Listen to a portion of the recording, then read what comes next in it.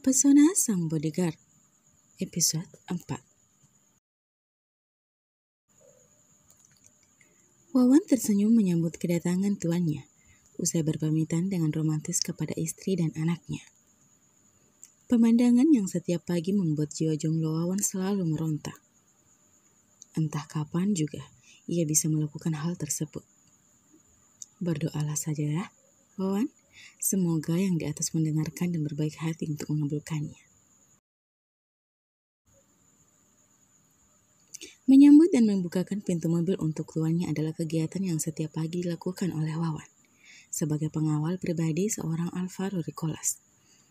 Tak hanya itu, memastikan keselamatan tuannya hingga sampai di tempat tujuan adalah hal yang utama. Mobil sport hitam itu pun telah melaju meninggalkan gerbang utama mansion tersebut. "Wan," panggil Al tanpa awalnya itu. "Iya, Tuan." Wawan menjawab dan dengan sekilas melirik ke kaca spion tengahnya. "Sebentar sore pergilah menonton dan dinner dengan Pipit. Sejak kemarin dia merengek meminta izin untuk kencan denganmu. Aku pusing mendengarnya." Ungkapan Al tersebut sontak membuat pria yang sedang memegang setir mobil di depan sana menahan nafas. "Baik, Tuan." Hanya dua kata itu yang mampu Wawan lakukan sembari menghembuskan. "By the way, kalau kalian memang saling menyukai, kenapa nggak langsung jadian saja sih?" "Saya tidak menyukainya, Tuan," sanggah Wawan dengan cepat. "Oh ya, sekarang mungkin kamu tidak menyukainya, tapi besok-besok belum tentu kan? Jangan terlalu cepat menyimpulkan sesuatu, Wan." Al berbicara seraya melirik pengawalnya tersebut. "Saya menyukai wanita lain, Tuan," balas Wawan pada akhirnya, setelah tidak tahu lagi harus menjawab dengan kata yang seperti apa. Al merubah posisi duduknya. Kedua tangannya bertumpu di kedua lututnya, menatap lakat pria yang sedang terlihat gugup. Meski begitu mata Alnya tetap fokus ke depan. Siapa gadis itu? Mati aku. Kenapa aku harus mengatakan itu sih tadi? Sekarang aku harus jawab apa? Tidak mungkin kan aku mengatakan jika aku menyukai adiknya? Batin Wawan masih mencoba bersikap tenang di tengah kegusarannya. "Kenapa kamu diam? Siapa orangnya?" tanya Al kembali.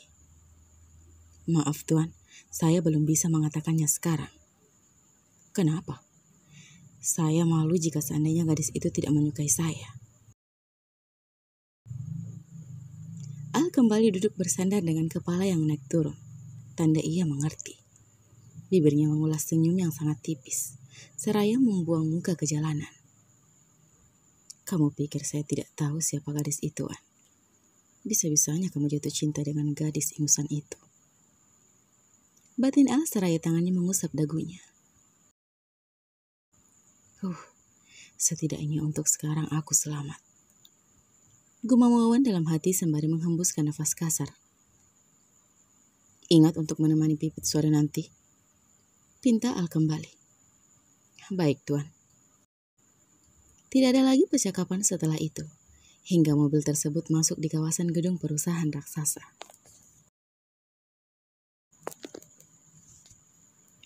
Dua jam lagi Wawan dan Pipit akan bertemu di pusat perbelanjaan, seperti yang Pipit katakan di pesan tadi.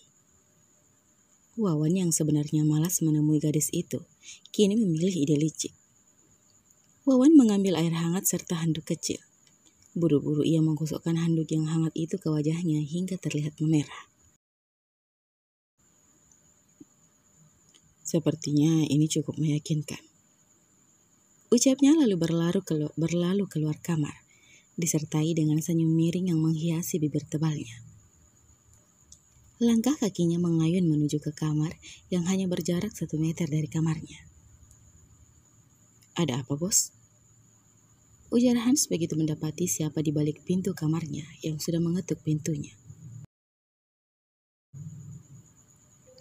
"Aku meminta tolong," ujar Wawan, lalu terbatuk kecil, seraya menutup mulutnya, seolah-olah dia sedang demam dan flu.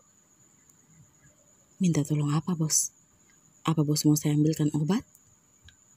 Ujar Hans yang tampak sedikit khawatir. Wawan menggeleng. Kalau begitu apa? Tanya Hans kemudian. Tolong gantikan aku ke pusat perbelanjaan. Wawan lagi-lagi terbatuk kecil. Sesekali menekan pelipis kanannya pertanda jika ia sedang pusing. Hah? Ke pusat perbelanjaan? Mau ngapain, bos? Mau belanja? Kali ini pria berkulit pucat itu mengerutkan keningnya dalam. Bukan, Hans. Aku disuruh temui seseorang wanita di sana sama ayah untuk menemaninya nonton ke dinner. Tapi aku lagi kurang sehat. Kamu pergi gantikan aku ya. Pintanya masih dengan akting yang sangat meyakinkan. Cantik gak, bos? Tanya Hans. Mimik wajahnya yang semula khawatir kini terlihat sumringah setelah mendengarkan permintaan ketua timnya tersebut. Kata ayah sih cantik, Hans. Okelah, dengan senang hati aku akan menggantikanmu, bos. Senyum di wajah pria itu mengembang sempurna tanpa merasa curiga sedikit pun dengan Wawan. Pria yang sedang berpura-pura itu pun puas dengan sandiwaranya. Setelah memberikan semua informasi mengenai tempat dan waktu, tepatnya dia akan bertemu dengan wanita itu di mall, Wawan meninggalkan Hans dengan wajah penuh kemenangan. Semoga saja tidak terjadi perang dunia saat Hans dan Pipit bertemu nanti. Mereka akan seperti Tom dan Jerry. Pikir Wawan yang baru menyadari akan hal tersebut. Tangannya menepuk pelang keningnya, menghentikan langkahnya yang sudah tiba di depan pintu kamarnya. Sudahlah, mereka pasti bisa bersikap dewasa. Atau mungkin saja mereka akan menikmati kencarnya nanti. Pipit menatap pergelangan tangannya. Waktu telah menunjukkan pukul 15.50. Itu artinya 10 menit lagi waktu yang dijanjikan bersama Wawan akan tiba. Seuntai senyum terpancar di wajah ovalnya. Kakinya ia mainkan ke depan dan ke belakang. Wajahnya terangkat menatap pintu utama tempat di mana ia telah memesan tiket untuk menonton film terbaru. Film yang menurutnya akan disukai oleh Wawan. Wanita berambut sebahu itu sesekali terlihat menghembuskan nafas kasar. Entah apa yang wanita itu pikirkan, karena ekspresi wajahnya tampak berubah-ubah. Wawan datang gak ya?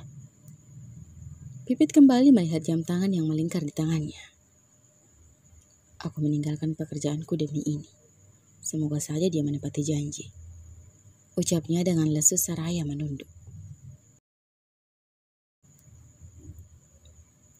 Seorang pria yang mengenakan t-shirt berwarna marun berlari masuk ke dalam pusat perbelanjaan, mencari titik tempat yang dikatakan oleh bosnya. Begitu ia memasuki ruangan besar tersebut, pria itu mengedarkan pandangannya. Kata bos, dia kurus. Rambutnya sebahu. Suka memakai baju berwarna gelap.